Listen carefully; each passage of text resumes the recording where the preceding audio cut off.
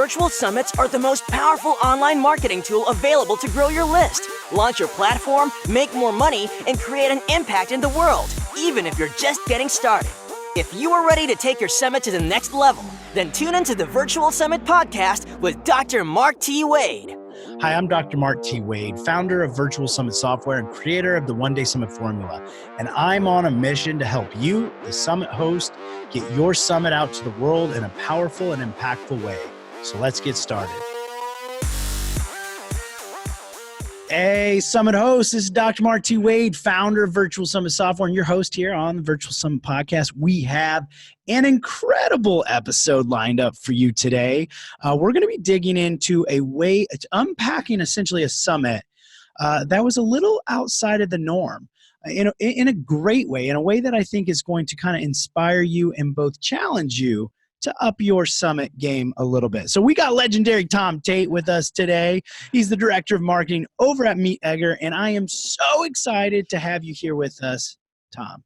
Thank you. Yeah, I'm super excited, Mark. Looking forward to unpacking the Solo Biz Summit and talking a little bit about some of the interesting things that, well, I think they're interesting, but some of the things that we did this time around.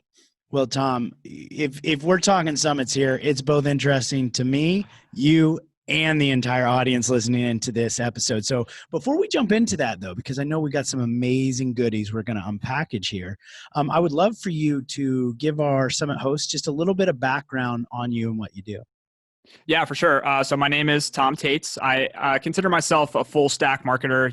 I like to get my hands dirty with all different marketing channels and strategies and tactics. I am the director of marketing at MeetEdgar. We are a social media automation platform. We help you automate your social media posting, keep that super organized. I've been with MeetEdgar for about 6 months. So this is my first kind of big event with MeetEdgar, the summit that we pulled off. But prior to that, I was on the marketing team at Aweber, an email service provider, email automation tool. And I was with Aweber for a little over 5 years. And in the course of my time with MeetEdgar, with Aweber, I was involved in a couple of live events that we did, and also our first virtual summit for podcasters, which was called Beyond the Podcast. So I have a little bit of experience behind the scenes with summits, and with Beyond the Podcast, I was the host of that summit. So I was able to interview Amy Porterfield, John Lee Dumas, and kind of be, I don't know why they allowed me to be the face of that summit, but for the most part, I was the face of that summit, which was a lot of fun. And they just wrapped up their second one, which was also pretty great. Yeah, we absolutely love that Beyond the Podcast summit. It was that one-day summit format, which everybody listening in here knows I'm a big proponent of. Yep. So that's super cool to meet the face of that, the host of that, and dig into your mind. But what we're going to focus on today is more on that Solo Biz Summit, because you've done some things with that were a little outside of the norm. But before we go full on into every detail of that, why don't you let us know kind of like what was the purpose? Like when you decided we're going to do a summit over at MeetEdgar, what was the reason behind it? And I mean, this is a SaaS company, right? This is like not like just a solopreneur saying, oh, I'm going to go run a summit. How did you kind of float that idea, and what was the initial response? And then, take us through that initial actions. Yeah, definitely. So I think it was March of 2019. This was before I joined the team. They did do a one-day summit, very similar one-day summit formula. It was called Content Creator Day, and they recruited a couple other SaaS companies to be involved in it. So ConvertKit, Demio, Podia. There was 4 speakers, and it was live streamed through the course of the day. And the audience obviously was content creators, bloggers, podcasters, YouTubers, creative types. And, the idea was that performed really well for MeetEdgar in terms of getting in front of some new audiences, getting leads, adding email addresses to our MailChimp account. And I think the idea was like, can we do that again? Can we pull off something like that again before the end of the year? Obviously we're a marketing team, we're a company, like we are focused on real goals, adding leads, getting new customers, like that's what we do, So like the idea was, can we rinse and repeat Content Creator Day before the end of the year, and either get the same or better results? And at first we were going to do a virtual summit, very similar formula, and the topic was going to be seasonal content, like how to prep for Black Friday, Cyber Monday, how to get in front of promotional sales, with a little bit more of a still focused on content creators, but content creators who have products to sell, like how do you sell your online courses? How do you sell, coaching services, physical products? And it was very niche, very targeted. And the more we thought about it, it just didn't feel right. Like it didn't feel like the right topic at the right time for the people we really wanted to talk to.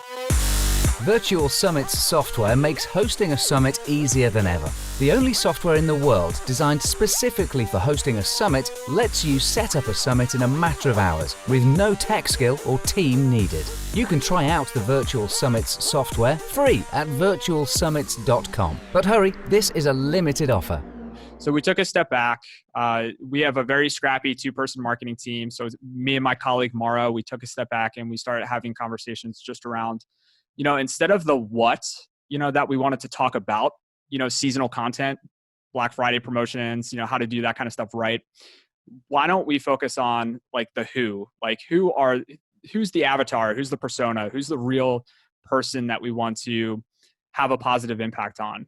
And that's where we decided that, solo business owners, solopreneurs, freelancers, the time-strapped, resource-strapped, person who's wearing all the hats, needs to do all the things.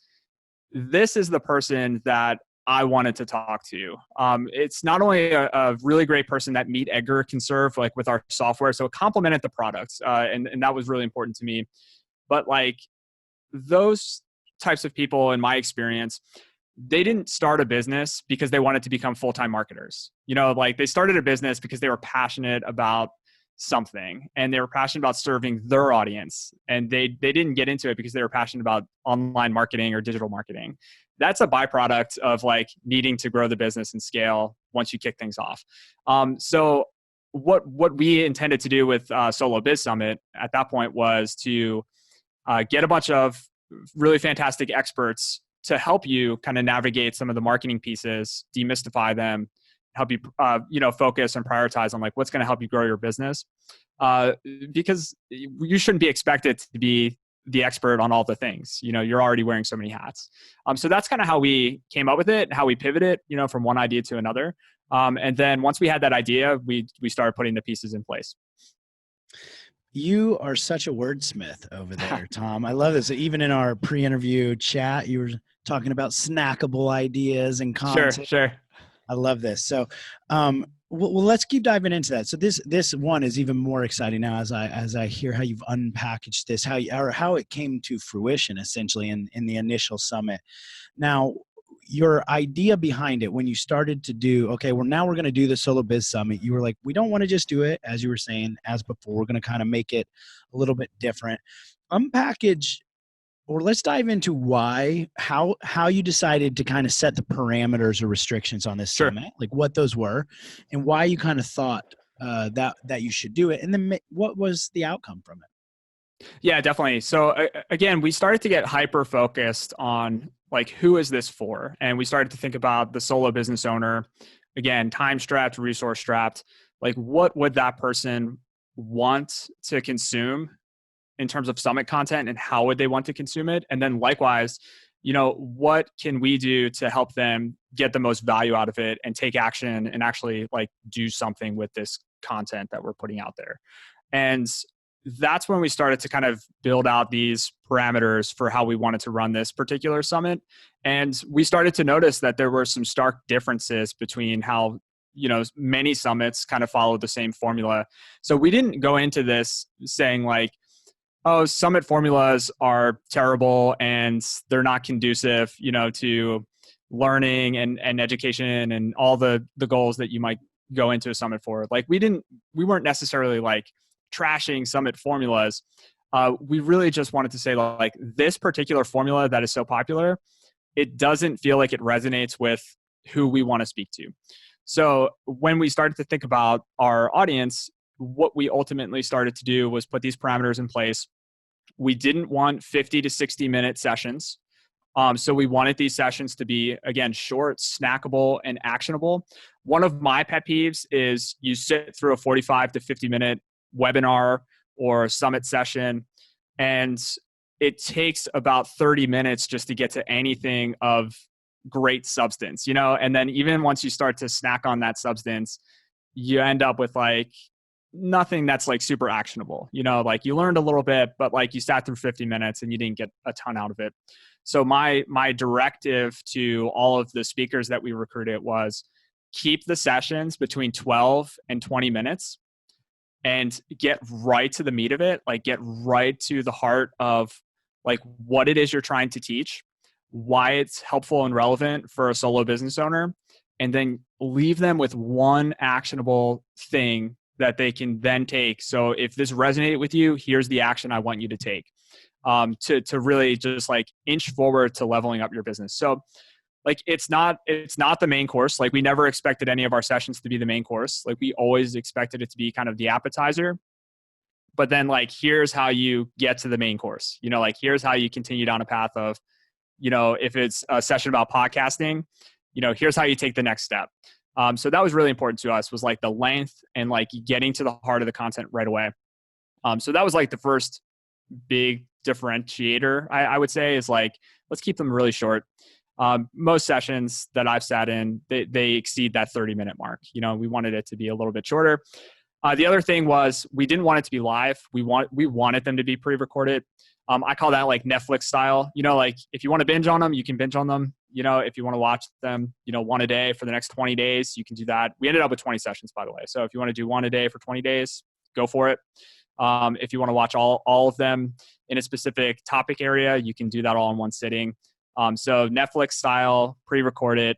That was half like us thinking about our audience, and then the other half is us thinking about our 2-person marketing team, which is like, do we really want to attempt to pull off 20 sessions live, or do I want to, behind the scenes package all these up, host them on Vimeo, and just feel comfortable sleeping at night knowing that like everything is going to go fine tomorrow, so like that was half and half. But I was happy with how having them be pre-recorded, like how that ended up.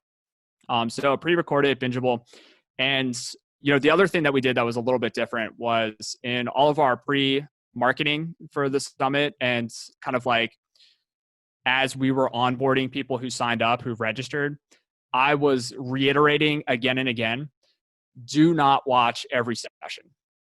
Do not watch every single video. There's 20 videos that you can watch. And if you were to sit down and watch all 20 videos, either in one sitting or over the course of a week or two, you're going to have information overload. And you're likely not going to take any specific action, because you're going to end up with 20 different CTAs, 20 different calls to action, 20 different things that you could test for your business. So we had sessions around podcasting, email marketing, sessions around growing your audience and your reach, maybe being a guest on other people's podcasts, SEO, blogging. So we covered a lot of different ground, a lot of different topics, and they all fulfill different needs within your business. So my main directive in a lot of the pre-marketing and then also the onboarding was get a sense of like what topic you think is going to resonate the most with you and what you think your business can benefit most from. So if you've had that tickle to start a podcast for the past 6 months, just watch the podcast sessions and then go start your podcast. Don't watch the podcast sessions and then the blogging and then the SEO and all these other things, and then end up with a to-do list and information overload and end up doing nothing.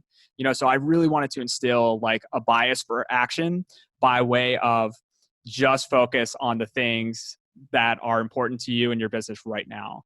And we got some really good feedback that like that resonated with people as well. Like they were happy to know that it wasn't an expectation that you would cover everything, and you would act on everything. So that was another kind of differentiator that we put our mark on with this particular summit. I love that. I love how, you maintain the structure format of a summit, but you got creative with and thought about your audience. And that is one of the most important things there. And I love that you were saying, well, it was, the pre-record is primarily for the audience, but also for a little of our sanity as well. Yeah, for sure. So I hear you. Well, one of the things, if we dive a little bit deeper into this, is the structure or the format of the releasing of the episodes, or excuse me, of the sessions. We had talked in our pre-chat, I was asking you, well, was this in the format of a one-day summit or a multi-day summit? And you all kind of did it a little bit different. So why don't you walk us through that? Yeah, it was a bit of a hybrid. So the majority of the experts that were a part of the summit, the majority of them sent me a video file, and I edited that file lightly. I added some bumpers to it, intro, outro bumpers, just to make them a little bit consistent, made sure the audio quality was good, and I uploaded those. A few of them we did through Zoom calls, very similar to what we're doing right now. So I gave the speakers an option if they wanted to record on their own time for their own convenience, record and just send me a link to a Dropbox file or something. If they wanted to record with me, we did that through Zoom. But what I ultimately ended up doing was packaging up each video. I didn't do a ton of work with that, just a couple of bumpers, and I uploaded those to Vimeo, and we hosted on a WordPress site. So we had a WordPress site where each session had its own page. So the session pages, it was very simple: title of the session, embed of the Vimeo video, a short bio, and a call to action link related to whatever the content was in the video. Like if there were links in the video or calls to action in the video, then I put those links on the page. And on the day of the summit, I just sent an email out the morning of saying like, everything is unlocked. Today's the day. So very much like the one-day summit formula, which is like, everything's unlocked today. Here's your username and password. That's another WordPress trick that I did. So like, I didn't create users for every single registrant. I sent everyone the same username and password, which was just a blocked WordPress page, right? So another little trick, I didn't create a membership site or, I just created a public WordPress site with a private page.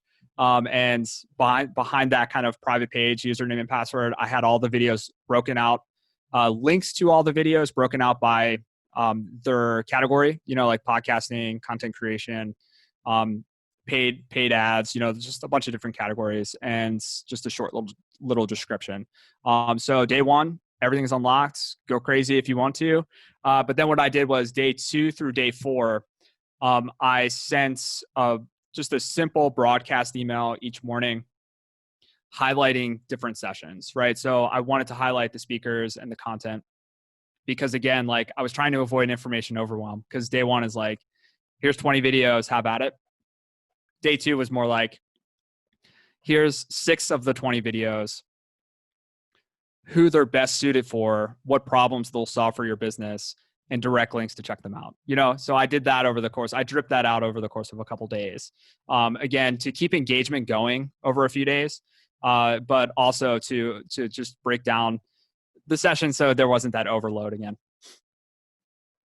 To keep digging here, because this is great. I'd already written this down to kind of ask you about is, if you're letting everybody have all of it right away, and then how do you keep them engaged, and what are they supposed to get? How were you communicating with them? So you were sending emails to all of them all at the same time about like the chunks or like categories of the sessions. And like, if you're interested in podcasts, here's the things you can get out. Here's the videos to check out. And then the next day it would be the next category, right? Can you talk us through that strategy just a little bit more in depth? Yeah, definitely. One of the things that I was worried about was, with a summit, you get all the registrants beforehand. You're never going to get 100% open rate on that day of email, So like, let's just use simple math. Like if you get 100 registrants and you get a 40% open rate, 50% open rate, there's 50 to 60 people who showed intent to appreciate and enjoy your summit, who never opened the email to learn how to access it. So I always knew that like the way we were setting this up to be on demand and just like everything unlocks on one day, we're going to lose a big chunk of people who are just never going to open that, hey, your sessions are unlocked video. So I always knew that we were going to have to chunk out, emails to the list to remind them that everything's unlocked, and to bring them in and really get them to start engaging. So that's where, like instead of sending the same email 4 times, like oh, don't miss the summit, like the summit's open, and just kind of like reminding people that like, hey, your videos are unlocked 3 or 4 times, or starting to create the segments to say like, oh, don't miss this. We noticed you haven't opened your email yet, check this out. What I did was I just kept it clean, sent to the whole list. And each email was, again, just like, it just broken out into 2 sections, so like I sent quick intro just to engage people. Here's one section, one category of the summit sessions, like podcasting, and then just broke down like the different ones. And then I just did that for a couple of days. I kept things really simple. But again, the whole point was, to try to capture as many people, along that kind of path. And then I reminded people too that like, check out the previous emails and look out for the next email. I try to keep it like a sequence, I'll be back tomorrow morning with, 6 more highlighted sessions, so I try to keep people kind of engaged in that way too. So it was 1 email a day for 4 or 5 days, or did you send multiple each day? So we unveiled the summit on a Thursday, and I sent Thursday, Friday, Saturday, Monday. Yeah, I took off on Sunday. Be sure to check out the speaker management tool inside your virtual summit software, which lets you quickly and easily recruit and manage your speakers on your virtual summit, literally eliminating hundreds of hours of work. Get more information at virtualsummits.com. Yeah, as you should. Yeah, right. So perfect. That answered exactly what I was trying to get out of that. Cool. So let's circle back. You were talking about the present, like the format of the actual sessions, and you've touched on that. And I want to come back and kind of highlight on it because you did that a little bit different than what we typically see on summits as well. Yeah. So you mentioned it was a presentation. Can we talk through like what was the challenge behind that, getting the speakers to actually submit you a video that they've done on their own? Like, how did you talk through, how did you explain that to them? And then again, re-walk us through what that actually means by you had them do a presentation and not an interview. Yeah. So one of the things that I was super transparent about with the speakers as well was like, we're not going to sell anything. We're not selling a premium pass to the summit. We're not putting like lifetime access to the videos behind a paywall or any type of like after 48 hours, oh, if you want to keep watching the summit videos, sign up for MeetEdgar. Like, we didn't do any of that. We really wanted to say upfront to the audience, sign up for this summit and you'll get lifetime access. So in approaching the speakers, I really had to be transparent and tell them that like, we're not really doing an affiliate program for this because we're not selling anything. So like the point of this really is just to get in front of the audience and build goodwill with the audience. And I was also transparent to say like, and yeah, like we're acquiring leads too, like we're acquiring email addresses. I had another thing, I'm big on transparency, but like another thing I did was when a registrant was signing up, I had a checkbox saying like, you agree that by signing up for the summit, MeetEdgar is going to send you emails about the summit and, potentially future promotional emails, just to completely cover, like, we're going to add you to our list, full transparency.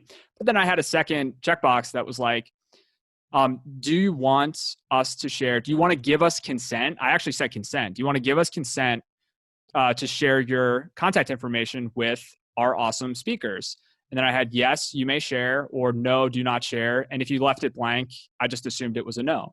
And the purpose of that was I wanted to go forward to our speakers and say, there's no money to be made here because we're not doing an affiliate program. But, if you do this 12 to 20 minute educational session, you can promote. I'm totally cool with you tactfully promoting whatever you have, right? So like if you're going to do 20 minutes on SEO and you have a $200 SEO coaching call, product or service, promote that. I'm okay with that. Like our goal is to provide value to the audience. And if your product and service provides relevant, tangible value, then like tactfully promote that at the end of your session. Or if you just want to promote a free e-course, like a free email course or a free thing that you have, promote that too. If you just want to like channel shift people from this list to your list, go for it, promote your thing. So I told everyone up front, like you'll get any leads that specifically gave us consent to share, right? Like I can't guarantee how many that will be, but like happy to share those if they're happy to let you have them. And then I also said like you can promote your stuff. So that was kind of the conversation that I had with speakers, just in full transparency to really help them understand like our vision for the summit, but then also like what's in it for me. Obviously it's an investment of their time. We're using their influence and their audience, as well, to kind of build up the summit too. So that was the initial conversation. And then in terms of actually getting the assets, I just, put together a really quick Google Doc just to say like, hey, here's the technical stuff, like widescreen, 16:9, don't do it on your phone.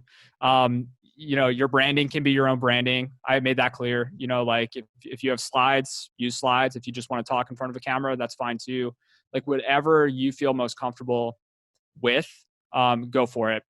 I also encourage people to repurpose their best content, so don't reinvent the wheel. If you've done a session on how to find new audiences with Instagram ads 3 months ago, then and that can be tailored down to a 12 to 20 minute session, go for it.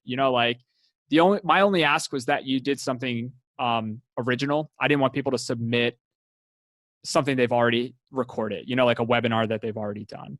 I did ask them to address solo business owners and tailor it to solo business owners, and everyone did a really fantastic job, doing that. So once all the videos came in, I was able to package those together.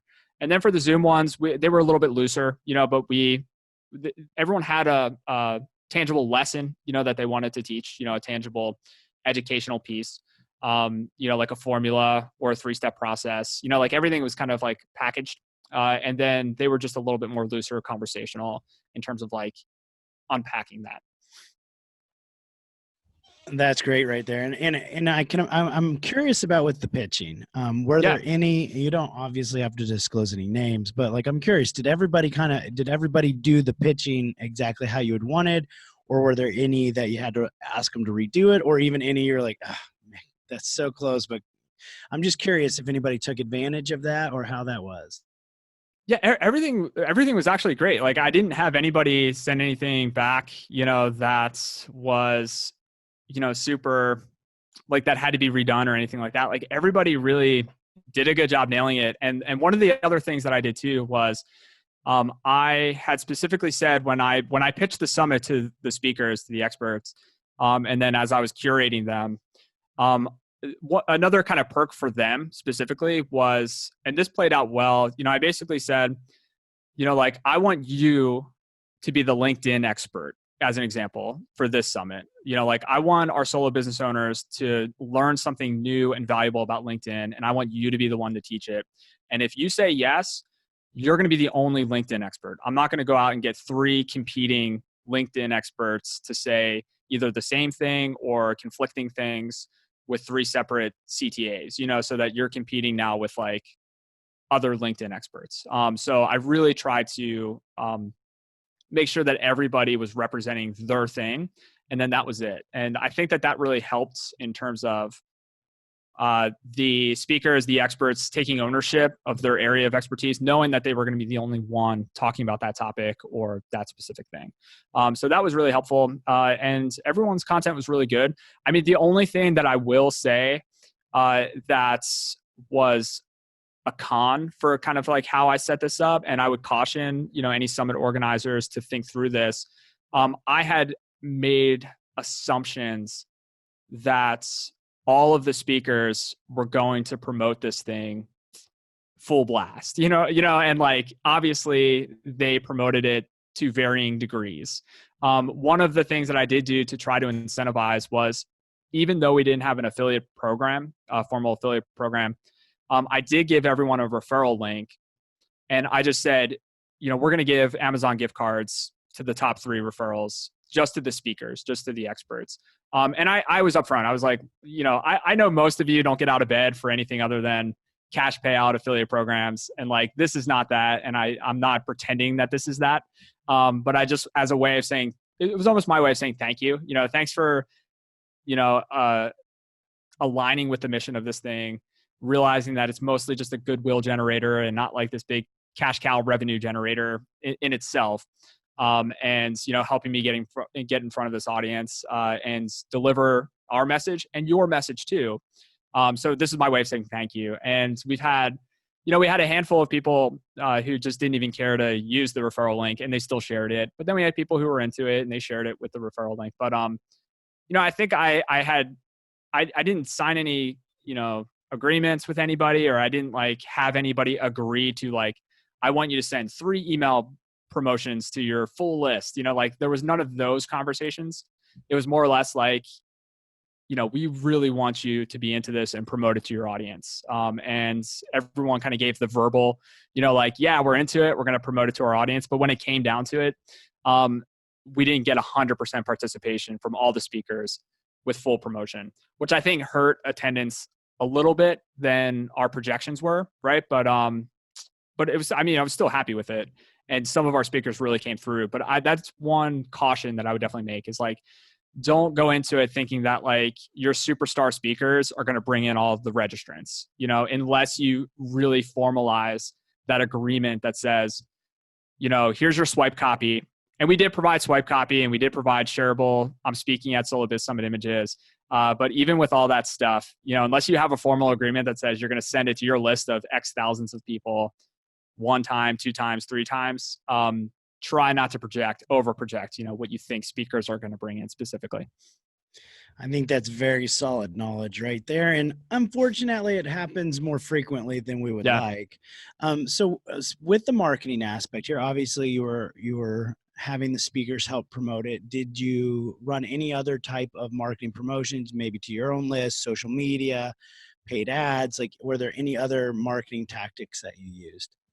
Yeah, we did. So we did a couple of things. Obviously we engaged our own list. We have a lot of prospects. We have thousands of prospects on our list that have yet to even try MeetEdgar. So our goal was first and foremost to serve them with great content. Secondly, to bring them closer to some of the products and services that we have. So we did engage our active list, our active subscribers. We did run social media ads. So we mostly used Facebook ads for this. So we did a couple of different sequences. We did a short video that just introduced the summit. And then we ran that kind of at scale to a bunch of colder audiences. And then we ran a retargeting ad to get people to sign up that retargeted people who played that video. So there was it was just a real simple 2-step Facebook ad sequence that we ran. And that was our primary driver. And then we just had some experimental Facebook ads that we were running to just to different cold and some warmer audiences as well. So we did invest a bit in Facebook. It did well. It didn't do bad at all. I think we were getting our best campaigns were getting $3 to $5 per registration, which is amazing. I remember getting those in Facebook ad glory days. We haven't seen that kind of performance since, so we were really happy with that. Our budget wasn't super high, so it's not like we saw that and we scaled it, to mega dollars, but we were definitely happy with that. The other thing that we did too was, okay, so this is the only thing that I did that was borderline, do this action to unlock this other thing, or sign up to get lifetime access, anyone who signed up got lifetime access, but we had a giveaway on the thank you page. Right after you registered, we basically said, share Solo Biz Summit, and we used Gleam, Gleam.io, which is giveaway software to run this. Share Solo Biz Summit with your audience. And if you do that, you will unlock the MP3s and the transcripts of every session. So we kind of gave a quick incentive. And we also gave away a Solo Business book bundle, which is 10 hand-picked books from our team, digital or physical, whatever you want, catered towards solo business owners. So we kind of dropped that giveaway on the thank you page. And it did okay. It definitely helped us on social. I think that we got a lot of Twitter activity through that, people tweeting, hashtagging, retweeting a tweet that we had pinned on our MeetEdgar Twitter account. But I can't say with certainty that 10x registrations, but it was definitely nice to have people participate and to see all that activity on social. But that was like the one kind of like viral marketing thing. I wouldn't even call it viral, but like our one attempt to like really promote people sharing it and getting excited about it after they signed up. So we did do that. And then, like I said, we had swipe copy for all the speakers that we kind of shared. We did go and create some scrappy images, that they can share on social. Instagram story sizes, Instagram stories are really popular. So I would say if you're going to go that route of like creating visuals for your speakers, we did do custom ones for Instagram stories, and we did have a lot of speakers share that on Instagram, which is great. But yeah, we didn't do anything super unconventional with the marketing side of things. We also only had, I want to say it was like 10 to 12 days where we were actively marketing it. In retrospect, I would have given myself a longer runway, maybe closer to a month of like unveiling it, slow burn, and then kind of like giving Facebook ads some time to optimize and kind of understanding like what our approach is. But we kind of threw this together faster than we wanted to, which left us with a very smaller window to actually market and push the thing. With the Ever Summit feature inside the Virtual Summit software, you can rerun your summit as if it were live, ongoing forever with one click of a button. This now lets you continue to use your summit forever, bringing in qualified and engaged leads every month into your business. Get more information at virtualsummit.com. That is really true right there. I'm glad that you said that. So now, as we start to wrap this up, first off, this has been phenomenal, amazing information, tons of notes over here. I'd love for you to kind of give us, as we round this out, what's your key? What was the key to success? If you had to pick one thing from this summit, what was the key to success? I think it's like for this one, it was really understanding your audience, and also not just catering the content to serve your audience and meet them where they are, but everything that we put on the website and all the marketing content, all the emails that we send prior to and then day of, and then the follow-up emails afterwards, like we were very much speaking directly to the individual that was going to be participating. And I think that was really important for me. And I felt like in the feedback that we received a lot of feedback of people saying like, this is different, like something about this is different. And I appreciate that, like you're being upfront and transparent and you're speaking to me like a human being.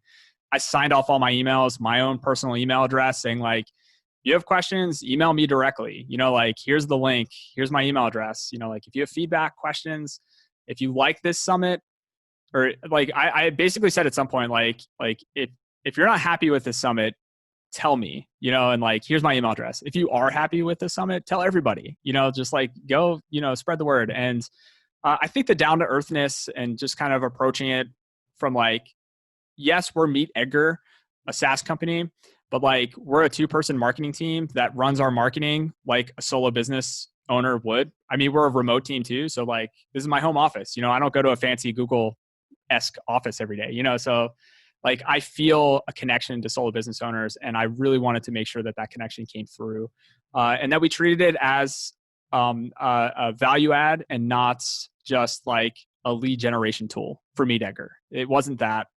It wasn't ever designed to be that. And I wanted to make sure that all of our content that touched the registrant and the prospect, like all that content had to feel different, and I felt like we did a good job accomplishing that for sure. Amazing there. Tom, thank you so much for taking the time out of your schedule to share this with us and give us all these gems and wisdom bombs. Thank you. Yeah, no problem. Thanks for having me. I'm so glad we were able to connect. And, if anybody out there is thinking about doing a summit, I'll drop my contact info. Feel free to reach out to me. And if you have follow-up questions, I'm happy to answer them. Absolutely. And we'll make sure we link over to everything, including Tom and MeetEdgar, in the show notes over at podcast.virtualsummits.com/85.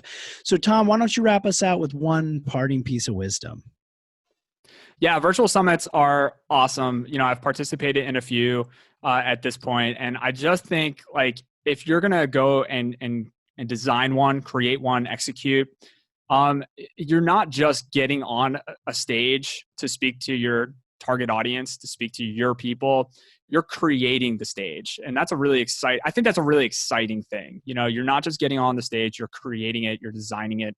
You're in control of, who you want to speak to and how you want to speak to them and what you want to say. And it's one of the really nice things about kind of living in this digital age that we're at now. And the other thing that I will say, and I know we have to wrap up, is, different than like a tweet or an Instagram story or something that's just going to like disappear, right? Like in 24 hours and the shelf life is like super short.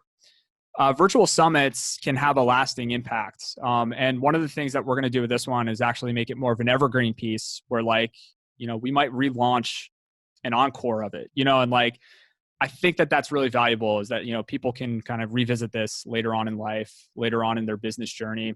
And you have the opportunity with virtual summits to create something that has a little bit more of a lasting impact than like, an email course or a tweet or a Instagram story, so I definitely appreciate that aspect of it. Thank you so much, Tom. Thanks again one more time for being here with us. And thank you, all you Summit hosts, for spending this time with Tom and I. I'm Dr. Mark T. Wade, founder of Virtual Summit Software. And just remember, your message matters. So go out there and make an impact in the world.